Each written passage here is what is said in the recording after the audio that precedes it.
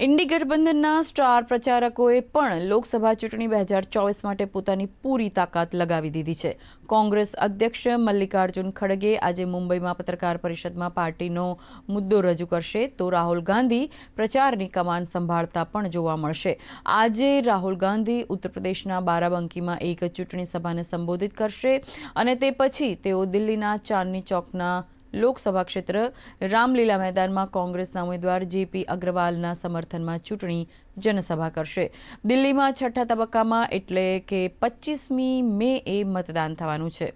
આ તરફ વિપક્ષી ગઠબંધનના મુખ્ય ઘટક આરજેડી બિહારમાં એનડીએ વિરુદ્ધ અભિયાનની કમાન સંભાળશે। આરજેડી નેતા તેજસ્વી યાદવ આજે બિહારના માધુઆની અને વૈશાલીમાં જાહેર સભાઓને સંબોધશે અને ઇન્ડી ગઠબંધન માટે જનતા પાસેથી મત માંગશે। બસપા સુપ્રીમો માયાવતી આજે ઉત્તર પ્રદેશના બસ્તીમાં એક જનસભાને સંબોધિત કરશે અને જનતાને પક્ષના ઉમેદવારોને મત આપવા માટે અપીલ કરશે।